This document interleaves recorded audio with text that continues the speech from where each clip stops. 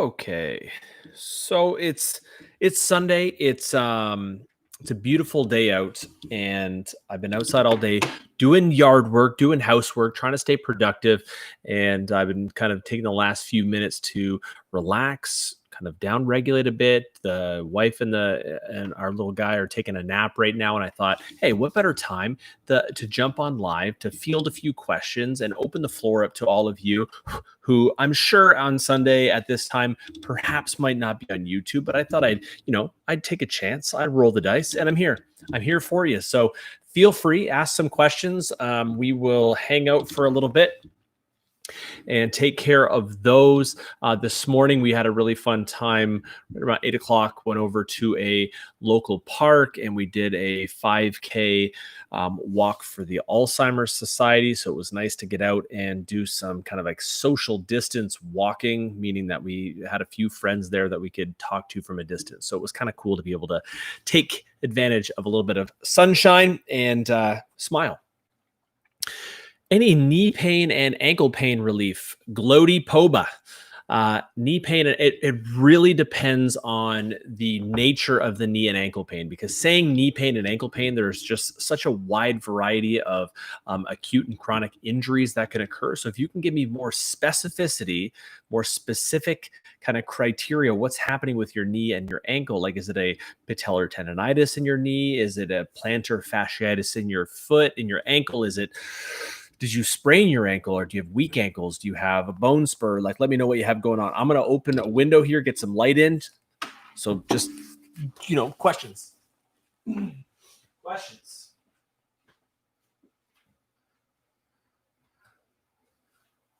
Bring the light in. Bring the light. Ugh. Okay. Let's try that. Whoa. Almost died. Okay. We're good. We're good. We're good. Okay, we're back. How to get a little bit of sunlight in here, Good afternoon, Bill. Good afternoon. We're doing a little bit of Q&A right now, and I thought that it would be a perfect opportunity. And we have about 4 people on. I just said that and one person jumped off. But if you have questions, go ahead. I'm here for a little while my wife and my son take a nap. And I was getting a bit of work done.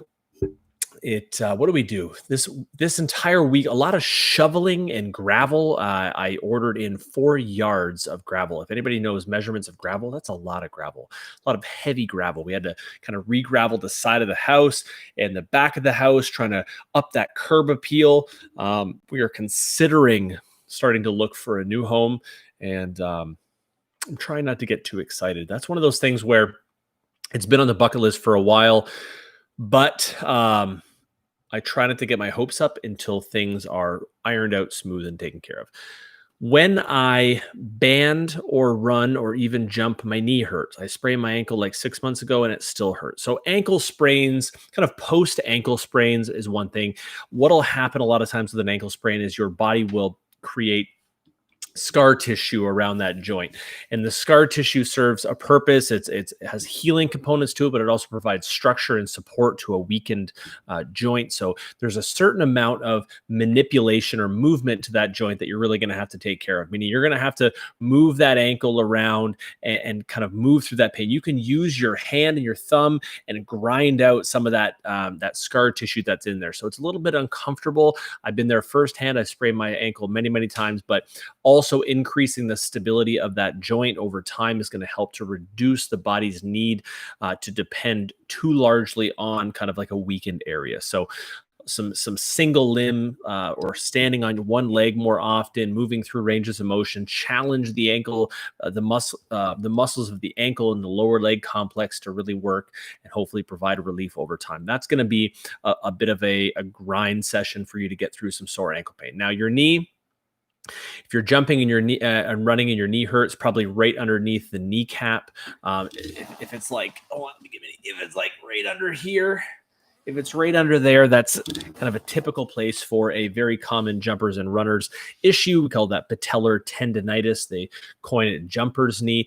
Actually, without even explaining it here, I posted a great video on our channel maybe a week and a half, 2 weeks ago that you can go watch, and it explains how to come back and kind of heal and fix a compromised knee from jumper's knee. It's called How I Fix My Jumper's Knee, or Fix Your Jumper's Knee. You'll see it right on the channel. So go watch the video, and it's a great video, and it has a lot of great information and exercises that you can do to feel better very quickly.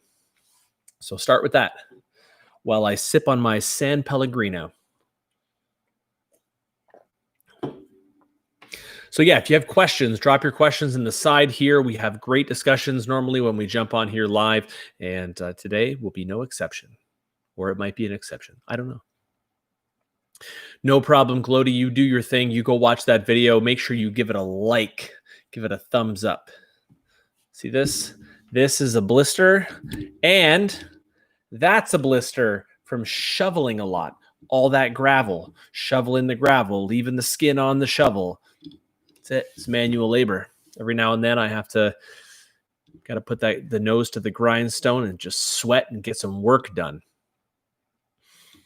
It's been nice, believe it or not, with quarantine and isolation, being home more frequently. I've got so much more stuff done around the house. My wife is a phenomenal human being. She's just always powering through. She's got like super mom like energy and mom strength, and she just wants to do things all the time. So we've got a lot of great stuff done around the house during this time, and so it's been really, really good, including like turning my garage back into my garage. It was kind of serving as more of a storage area for a while, and I was really missing my space, and this space is wonderful. This is my detached garage gym office. It's only about 450 square feet, but it's got like 11-foot high ceilings in here. We got, a custom, let me see if I can, it's my computer, so it's weird, but hold on a second here. Hold on. Let me just turn it.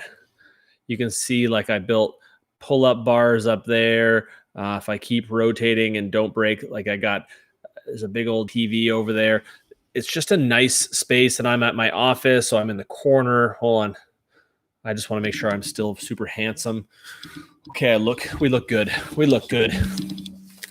There we go. This is funny because I've been growing it for a while. It doesn't seem like it's getting longer, but for some reason, I've never grown a beard before. I get like curly beard hair, and it's like red a little bit, but also white. I have white hair on my face now. I had a kid, and all of a sudden I have white hair.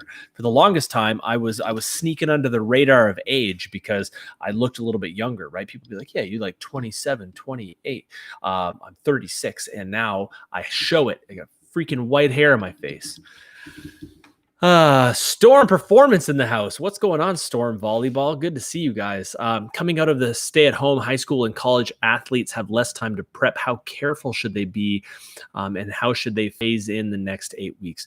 That's a good point. And, hopefully, the hope always is that athletes maintain some element of activity and kind of resiliency in the body, so that the transition, although might be bumpy, hopefully won't be too much. Now, for sure, there are going to be some athletes that did not spend their time very productively, and most definitely will have to watch the transition. Mostly watch the loading of volume, how much work is being done, because there's a certain amount of urgency, I think, that will be felt by athletes and coaches to get athletes prepared for certain times of the year. And the urgency sometimes causes decisions to be made that aren't favorable, and that's almost always in the form of too much volume.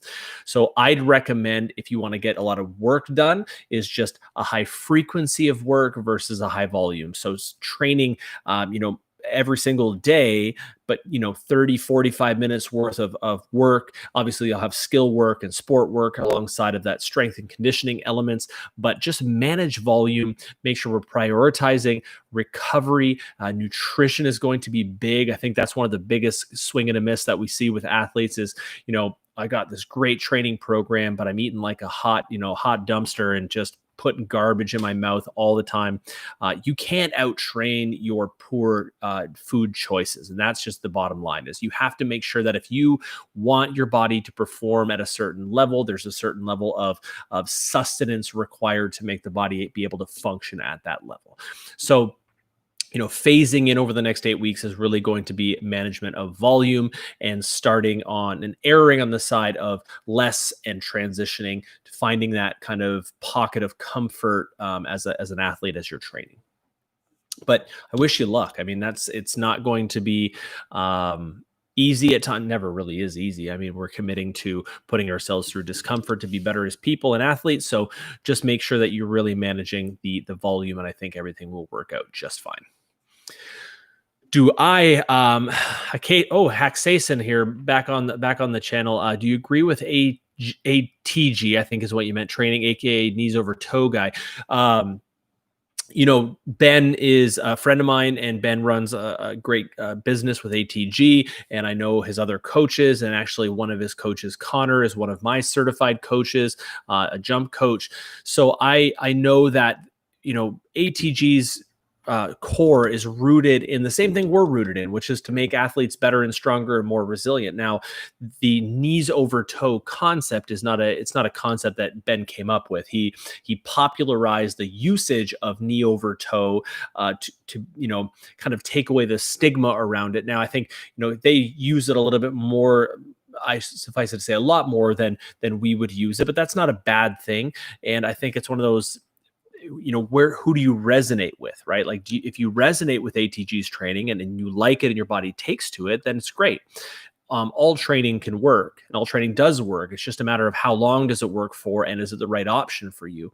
Excessive knee over toe training over and over again is not always the best case scenario for everybody, and there's always room to make change and adapt movements for athletes that require that, because at the end of the day, putting your knee over toe under load and under stress requires an immense amount of progression, and that's something that ATG knows and they employ with their athletes. So to say, do I agree with him?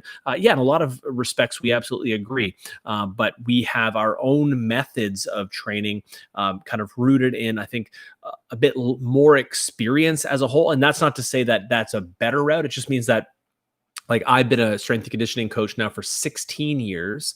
I know Ben's been on the scene for a handful of years, but I do know that in terms of the amount of people I've seen over, the years that I've been involved as a coach and a trainer is much greater. So I've seen different things, and we've made different adjustments, and we're all just kind of finding our own strides, if that makes sense. So I wish all coaches the best and trainers, and that there's room for everybody.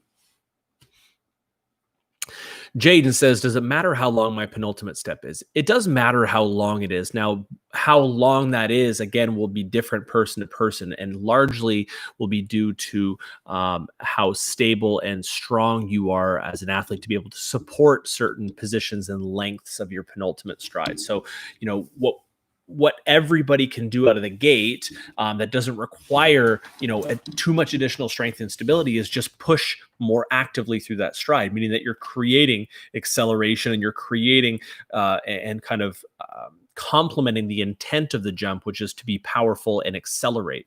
So that's something that can be done by everybody. Now, creating that big, long, accentuated stride does require an aspect of strength and stability to be able to support those positions. So pushing yourself kind of outside of your comfort zone too quickly can put you into positions that you're just not strong in, and as a result, you'll likely jump less high. Ranak Patel. Hey, coach, I'm 20 years old, bit late to be 40, started jumping around 2 months ago. 6-inch gain, not much in my reaches. First of all, 6-inch gain is phenomenally high. Don't let anybody ever tell you that gaining 6 inches of vertical is not a lot of vertical. Even a half inch in the grand scheme of jumping higher is high. And my reach is 9 feet 2 to 3 inches. And now the gains means you can touch. Okay, I was going to say not standing unless you're like 7 feet tall. Now the gains are very low, so if you follow all of your videos. First of all, thank you so much for your support. Secondly would be, find yourself a structured program that you can stick to that kind of takes the guesswork out of the equation. I think that's one of the easiest hurdles to overcome, is just the guesswork, right? I think what happens is we search like Instagram and we search YouTube for all these like secret exercises and like the key to success and the best exercise, and you grab all these things that on their own aren't great, but when they're put into a program properly, they're a tool, right? So all exercises are a tool in your tool belt, and many different exercises can accomplish the same things and provide similar stimulus to your body, because that's the end of the day what we're looking for. We're looking to elicit a stimulus to the body, make the body adapt and change. So I would recommend just finding a program that you're comfortable with and something that you can just go in every day, do a bit of work, and at the end of the workout, know that that program has been tapered and built for the purpose of making you better over time. We have a bunch of different programs that we'd recommend. If you have access to a weight room like a gym, then we have programs for that. If you don't, we have programs for that. We're about to release our remote training application, our training app, our Team PPA training app will come out in the next few weeks. And that's going to be a very highly integrated product, meaning that you get the training programs, but you also get access to the coaches, daily workouts. You can log your workouts, track your weights, track your performance indicators like your stress levels, sleep behaviors, all these really, really cool performance indicators that we're able then to look at trends over time. That's going to be $39 a month, very affordable for what you're getting. Or you can purchase like a full year at a time and save a whole bunch of monies. So that's going to be something that you need to look out for. I'll release it all over YouTube, all over Instagram. If you don't follow us on Instagram at Project Pure Athlete, go do that. We have a active Instagram, much larger community than we have here, but that you guys are super active, meaning that the YouTube community on live most oftentimes kicks the shit out of the Instagram platform. That's for sure. Glody, you're very welcome for the video. I hope you enjoyed the video and watch it a bunch, learn from it. You'll do well. All right. Kareem wants to know, how do you divide your heavy lifts for strength and your plyometrics within the week? Should I do 3 jump days, 2 heavy lift days?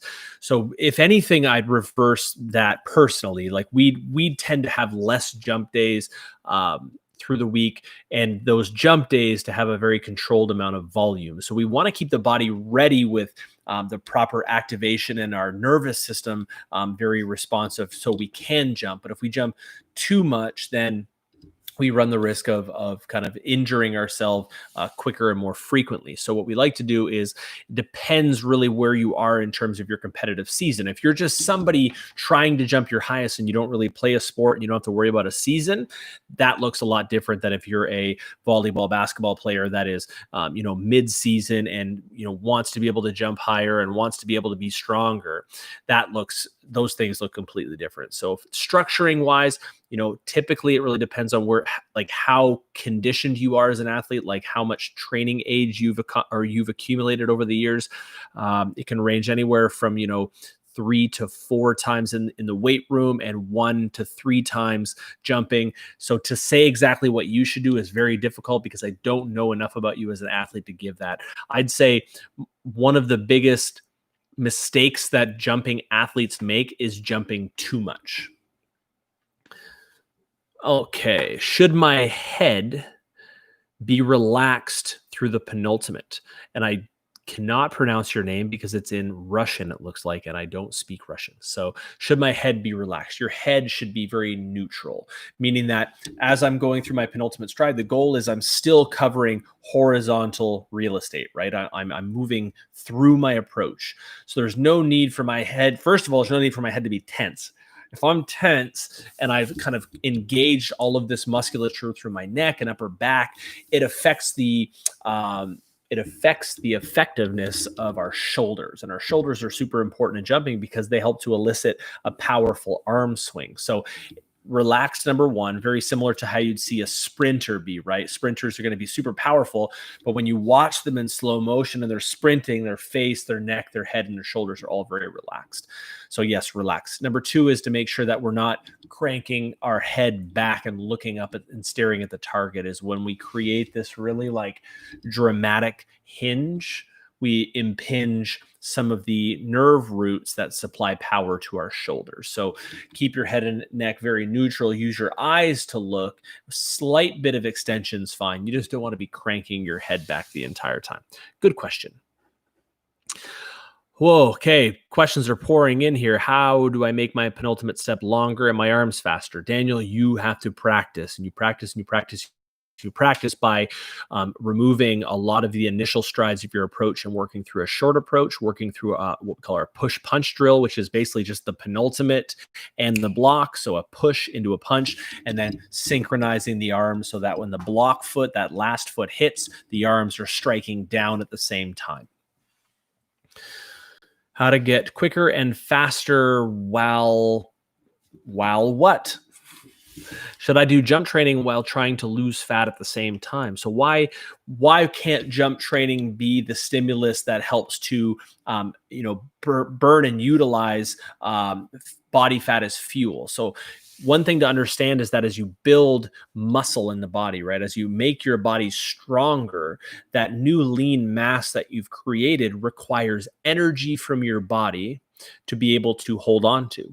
So the more muscle you have, the more energy you burn, and the more fat you reduce, to really reduce it down to like a very easy concept. So jump training can be a great source, because jump training really is just training with a bias toward jumping, right? You're getting stronger, you're getting more stable, you're getting more powerful, more mobile, more flexible, all those things in order to perform a skill, and that skill is jumping.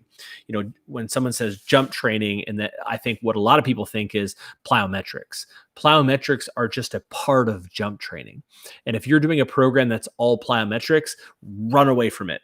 Run away from that plyometric. Like, it's not to say that you can't get results. It's just that the likelihood of injury is very high. Body weight glute exercises to increase vertical. That's a great question. Jaden, there's a bunch of different glute exercises that you can do to increase your vert, right? We have to think about what training your butt muscles are doing for jumping. They're realistically, in the grand scheme of things, providing a handful of different actions to the body, right? So extension, which is pushing and extending upward. Gluteus maximus, the big part of the butt muscle, and your hamstrings and your lower back. So anything that you're kind of pushing, so step ups, body weight step ups, hip thrusts, like single leg if you have pretty strong legs, which is just that you're on your back and you press your hips up into the sky using your butt muscles. But then there's kind of external and internal rotation of the leg, which is moving the leg like outward and inward, requires different parts of your glute complex, right? Glute medius, glute minimus, piriformis, all these muscles that are responsible for creating a little bit more like torque, which is more like rotational power in the joint. So things like side lying leg lifts, or you can do even like clams, or you can do a variety of different like banded walks. And if you don't have access to any resistance at all, something like frog pumps on the ground are good. And all these names that are coming out, you're like, what are they? All very YouTubeable. Is that a verb? YouTubeable. Like, you can just search them.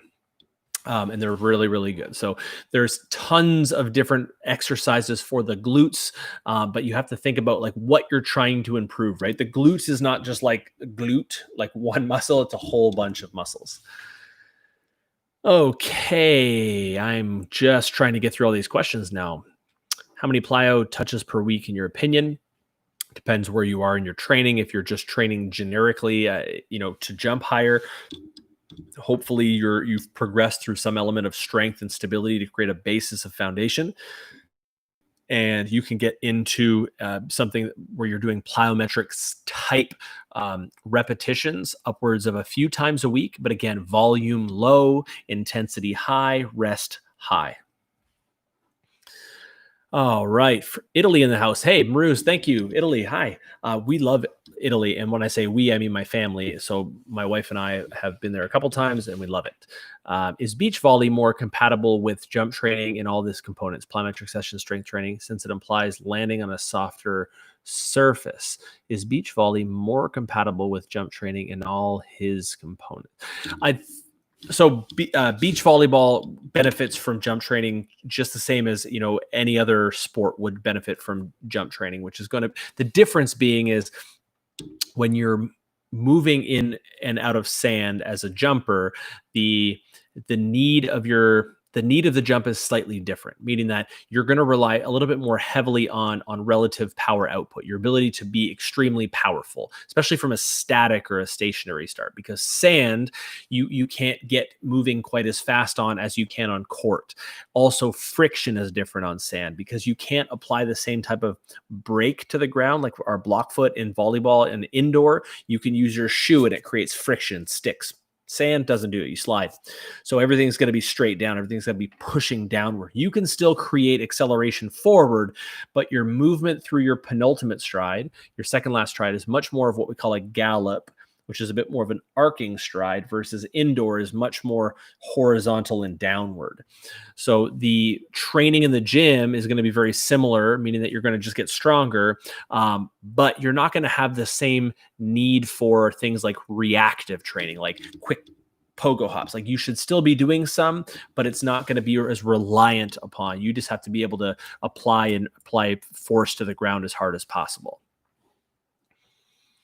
Do shoes play an important role in jumping? I mean, jumping in home and court, I can't see in court because I cannot see a huge difference. Shoes can play a integral role because they really are your connection with the ground.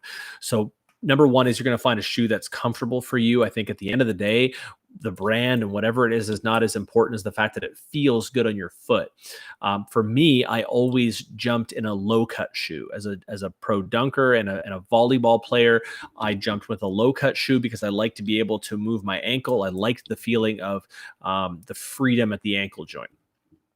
I wore the Kobe series of shoes almost exclusively. I really liked the kind of roll protection on the outside of the front of the foot because it kept me stable. Like on the ground, I felt stable. And it also felt like a very agile shoe. And I could feel the ground. Like, I like to be able to feel the surface of the ground as well, right? Not too much cushion. If you're a very power heavy jumper, meaning that you spend a lot of time on the ground, like you gather low and you spend a lot, then cushion is not as big of a deal. Like, you can definitely go with a little bit more cushion. But if you're very speed oriented and require a lot of kind of reactive forces from the ground, we call those like elastic jumpers. That's the way I was. Having too much cushion, the cushion, like the pad in the shoe, moves funny and it shears and it bends, so it doesn't feel quite as good, and it feels like your shoe kind of folds in half. How to get quicker and faster while running to dunk? Progressive speed, always slow to fast. That's one of the things out of the gate. You should be getting fast through the crucial strides, which is going to be through that push through the penultimate and all the way through takeoff. The concept we use here is accelerate through your jump, not to your jump. So if you are running really fast and then you're stopping on the ground, then you've wasted most of the energy that you created from your approach. So just work on being smooth and connected. And a lot of times that's slower than you think. I get low back pain recently. I think it's because I jump almost only with my favorite 1 and 2 foot plant. Is it likely the cause? It can be. If you favor a plant style, you can create rotational bias in your lower back from your hips. And that's kind of what happened to me over the years as I jumped exclusively like off my right foot as a track athlete. As a 2 foot jumper, I was a right left plant, and I didn't really play around with opposite plant too much. I kind of wish I had a me when I was coming up to tell me, like, you need to mix in some other shit. So I deal with some herniations in my back and back pain. I would recommend patterning your jump the other way as well. It doesn't feel the same. It might not feel as good, but when you do it more and more and more, it'll start to feel better. It'll balance the body out. I'd also recommend really working on deep core training. So a lot of like rotational control, like bird dogs and dead bugs, and even some anti-rotational like band holds, right? We call those Pallof presses or Pallof holds. Those are great for creating intrinsic abdominal stability to help fight a lot of the shifting of your pelvis. Do I need to approach from the 3-point line and make a long approach, or just use 5 steps? Honestly, Daniel, a longer approach for most athletes is detrimental to their jump because most athletes do not know how to accelerate properly through their approach. So when I work with a lot of athletes in person, one of the probably most common things I do is remove and shorten the approach down so that they're only using active strides. Other strides are filler strides. And what happens if you put too many in and you're not actually using it to accelerate and get quicker into a controlled fashion, then you're just wasting energy. Most of the times when I do a hamstring workout the day after it's sore, what can be the reasons? That you're working your hamstrings, and that's okay. You are to be expected to have sore muscles when you work your muscles. When you work your hamstrings, you're actually making small tears in the muscle fibers. You're breaking the muscles down so that your body rebuilds them slightly bigger and creates new cross bridges and connects those torn tissues, or their micro tears are super small. The pain you're feeling is a combination of things. It's waste product that's created. It's inflammation in that area that's helping to rebuild the tissue. A lot of times what happens is you might not even feel the soreness until a couple days after, and we call that delayed onset muscle soreness, or DOMS. We say you got a visit from Dom, and Dom's a bitch. So you don't want to not be sore. As an athlete, you're going to be sore at times. That's just part of being an athlete. The difference is that you're treating your body always with respect. So you're moving and you're actively going through things like stretching and mobility work and massage to be able to keep the muscles healthy. So basically, is landing on the sand not as stressful as landing on hard surface? I see what you're saying. That should allow jump training harder even during beach volleyball season compared. Yeah, so it's definitely dispersing the energy. We call that muscle damping, where you're obviously there's not that same kinetic return from the ground. So yeah, you should slightly higher volume is okay, because there's not quite as much pounding to the joints, but you're still going to want to make sure that you modify and moderate your volume, so that you are prioritizing performance as well. Right, because you have to think when you're playing beach, and I played doubles beach for many, many years. Okay, so I'm very familiar with the demands of beach volleyball on the body. Is that when you play, you are 100% training as well. There's a certain amount of training that happens there because you're jumping it up and out of the sand. So when you are in season, there's not as much of a need to go and do a whole bunch of plyos because you're doing plyos every time you play. I would recommend more so strength training, stability training to be able to support the healthy joints. That's okay. It was my fault. I didn't understand your question. Is 2-foot jump more trainable? Both are equally trainable. It's just a matter of circumstance and what you're trying to learn. Namaste to you as well. And namaste right here as well. It's such a dad joke. I'm all about these dad jokes. I can't not think in dad jokes. How often should I do max effort jumps? There's nothing wrong with doing some max effort jumps once a week. I definitely wouldn't be doing them too much more. I would mix in different type of jumping work with your max jumps throughout the week, as opposed to just going out a couple times. That's just personally how I train. And again, it tapers. It could become more depending on how close you're getting to some sort of competition. Bill, any idea when the Canadian border will reopen? There was an announcement. Our prime minister made an announcement, I want to say a week and a half ago, that it was extended another month. Canada is pushing to keep the border closed for longer. The US is obviously pushing for everything to be open always. So there's a bit of a battle there now. We have a treaty with the US, so for import export. However, when you open the border, you open the floodgates of potential cases. So I believe Canada is being rightfully timid in terms of opening the border up. But as soon as I know and as soon as it's open, we can arrange something, and I will get down there to Texas, I believe. Find out. We can organize details prior to that, minus dates, and I'm fairly flexible.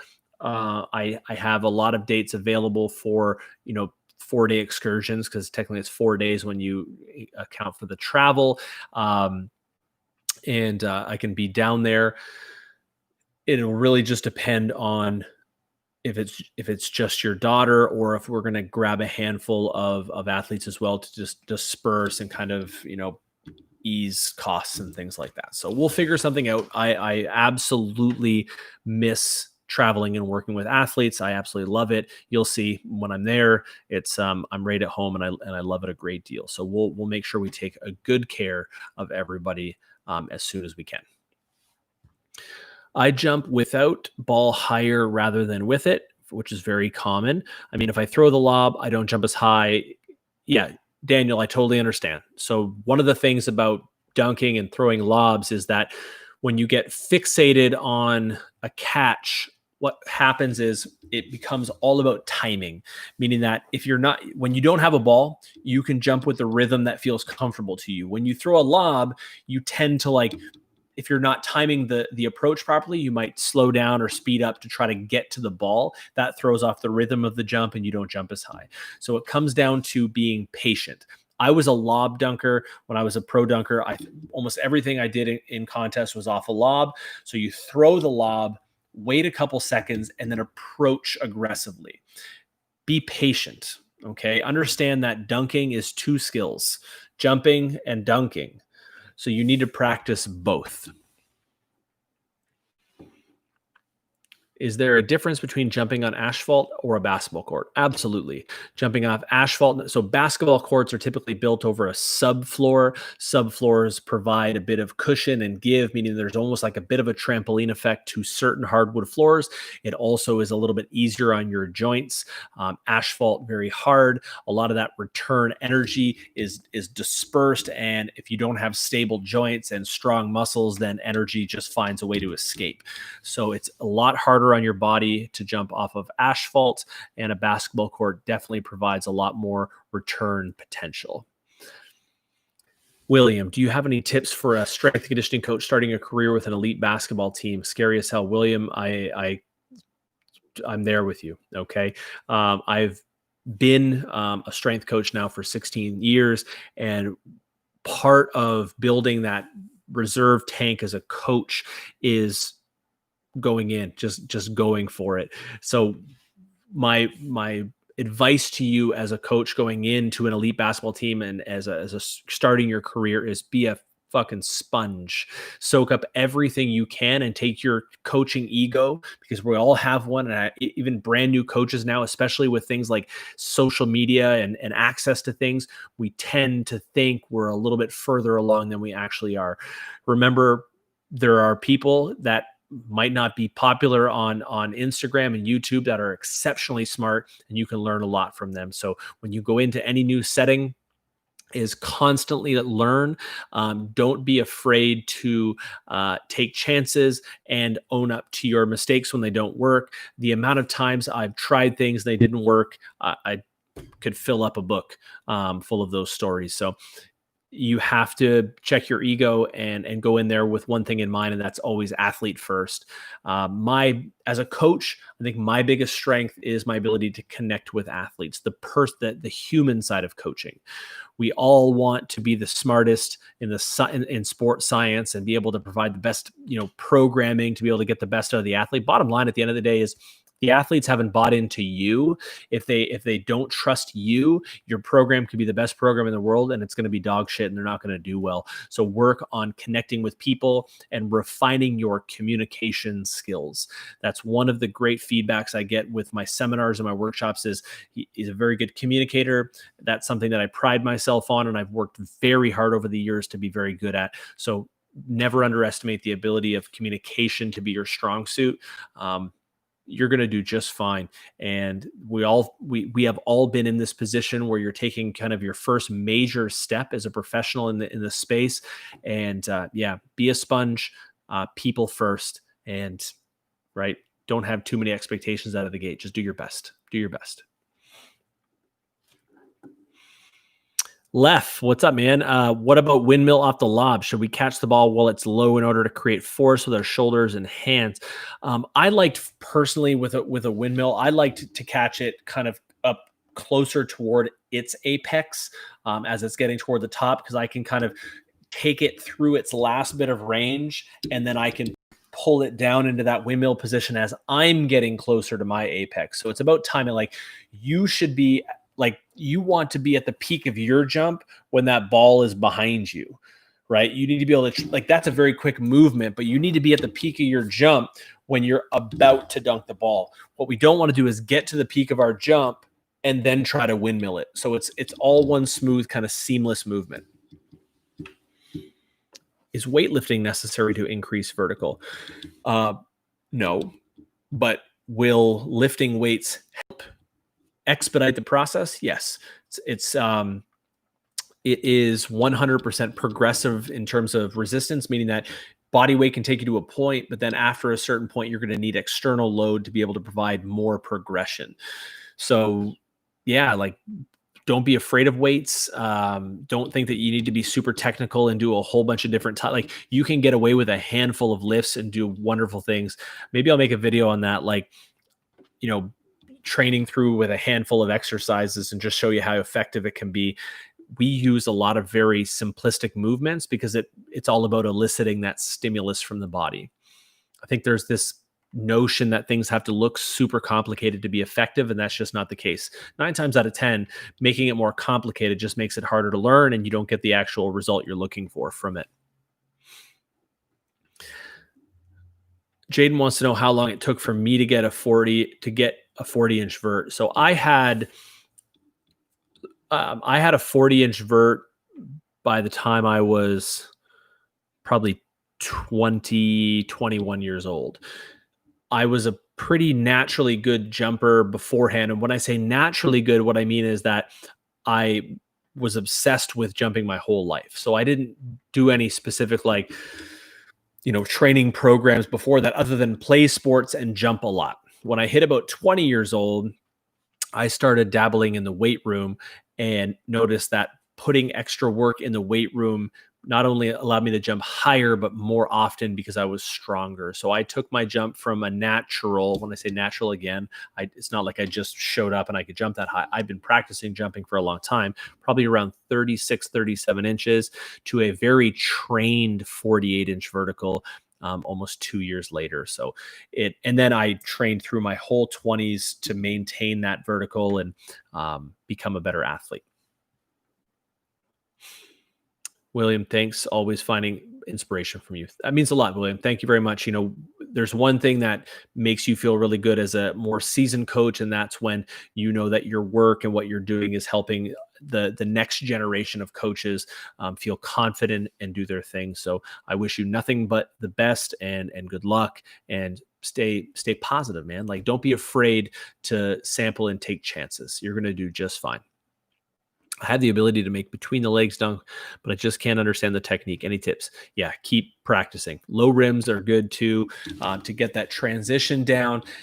It took me a long time to be able to hit a between the legs dunk, and when I hit it in a show actually, and I crushed it. But then I went to go my next practice and try to hit a between the legs dunk, and I couldn't hit another one for maybe a couple of months. And then I hit another one and I was pumped. And then I hit another one like a month later. And what happened was I just shortened the interval between when I made those dunks to the point where I could hit it between the legs every 2 or 3 attempts. I'm still looking for a job. The situation is getting worse here. I will be back as fast as possible. Attaboy. You'll be back in time for Team PPA training app. That's what it'll be. Jaden, are you doing anything special once you hit 10,000 subs? What do you suggest? What should we do when we hit 10,000 subs? What's special? What's special enough? That's what I want to know. I will tell you right now, building a subscriber base on YouTube, I'm finding much more challenging than building one on Instagram. I don't know what it is. I think YouTube is very saturated. There's a lot of people on YouTube trying to in this space, and it's a lot. What do I think of TPH strength? That is THP? I think is John Evans and Isaiah and those guys. So again, like I know all of them very well. Those guys are always at dunk camp every year and, sit through my training sessions and vice versa. I talk to John a great deal. He's a very smart guy and he's growing every year as a coach. So will the training work? Absolutely. Just like most training will work. It's again, who you resonate with. And if you resonate with that, it'll do wonderful things as well. There's actually already some dunk tutorials on this channel. We have how to dunk how to dunk off of 1 foot and how to dunk off of 2 feet with a ball in your hand. Those already exist on this channel, so you can search through our videos. I think one of them is called like how to dunk like LeBron. That's a 1 foot, and it's a full dunk tutorial. I'm all mic'd up and I walk you through it. And the other one is how to dunk a basketball off 2 feet, and I also walk you through it. So start with those, and we can definitely do more dunk tutorials. Both Coach Chase and myself are thinking about doing almost like dunk reaction video, where we take a dunker, grab a video, we watch it together over Zoom, and we talk about what makes these dunks special, how the dunker actually performs those dunks from the perspective of a professional coach. For those that don't know, obviously I'm a jump expert. So is Coach Chase. Coach Chase is also an NBA dunk coach. So he worked with a lot of the more recent NBA dunk champions, along with Chuck Milan of Team Flight Brothers. So it's going to be really cool to be able to have a whole bunch of different takes on that. And then both Chase and myself were dunkers as well. Let me know if you think that's a good idea. Like, should we do dunk reactions? Like, I've done a couple dunk reactions where I just watch and I'm a fan, but I think this would be cool to be able to go in and like actually pick apart what's happening. Is the trap bar dead better than squat for athletes with long legs? Not necessarily. You could just vary the type of squat you're doing depending on your kind of anthropomorphics, or like the structure of your body. Typically with a longer leg, I might have athletes use more like box squatting or goblet squatting to reinforce positions that I like. But trap bar, like I don't ever, and we never use the term like one is better than the other. They might just serve a different purpose at a different time. How much do you think how much do you think is tibialis and VMO muscle development for safe jumping? I'm not 100% sure I understand your question. How much do you think is tibialis and VMO muscle development for safe jumping? Like, how important is developing a vastus medialis and parts of your tibialis? Like, because you have an anterior posterior tibialis, like for dorsiflexion, plantar flexion, those muscles should become stronger just as a result of good training. But to say that you need to focus on those areas specifically, unless you have a huge imbalance that requires kind of an acute protocol to take care of something like that, just going through good, well-rounded training should strengthen those areas enough that it provides a safe joint and safety for jumping. Can you do analysis of our jumping form? We do jump analysis online, or we call it express jump analysis, but it's a service. So we don't do free jump analysis. We just don't have the time to be able to sit down and do that. This is our livelihood in our company, and we do provide those, but there is a cost to that. So you can find that at projectpureathlete.com/shop. To protect knee, Bill. Was there a part of the question, Bill, before this? Houston, no. How to protect your knee? Protecting your knee is building up the surrounding tissues to the point where it supports the joint. And then also, I think the usable piece of information over YouTube Live would be spend more time on 1 foot. Spend more time on 1 foot. More training on a single leg. Put the knee into a position where it has to stabilize the body more frequently, and as a result, you'll become stronger. I think there's this reliance upon bilateral training as an athlete, like squats and deadlifts. Like, it's good for eliciting output and really challenging the body's nervous system. But when it comes down to the needs of a shifting sport like volleyball or basketball or track and field, where you might not necessarily track as much, but more basketball, volleyball, football, things that require you to move in multiple directions, break, start, you need to be able to spend a lot of time on 1 foot to create the necessary stressors to the joint to be able to, I see what you're saying. Thanks, Bill. What do you think of programs like Boeing Vertical Jump Manual? I don't think much of them. I don't know much about them. I'll tell you what I think about programs that make huge claims and are more often than not run by marketing firms and sift money from people. I think they can just walk right off a cliff. We are so rooted in the truth here that when I see shit that pops up, like double your vertical jump or add 15 inches in this with this secret exercise that no one tells you. Like, get out of here with that bullshit. Like, if you're an actual coach like myself and Coach Chase, you know that that's entirely clickbait for money. And I don't believe in doing that. I believe in providing really well structured, proven programming, something that has worked for thousands of people. We travel the world and work with athletes all over the place from all levels. We work directly with, amateur, club level, all the way up to professional leagues, including the NBA, including Team Canada, USA volleyball, including overseas and a lot of the European countries as well. So we are plugged in and we know what we're doing. So we trust what we do. We don't necessarily always put trust in big, stupid claims. You can tell how much I really like talking about that. Do I think it could work? Maybe. Do isometric work for staying pain free? What do you think are the best isometric exercises for knee pain? Okay, Gains for Life. I'll tell you what you're going to do. Ready?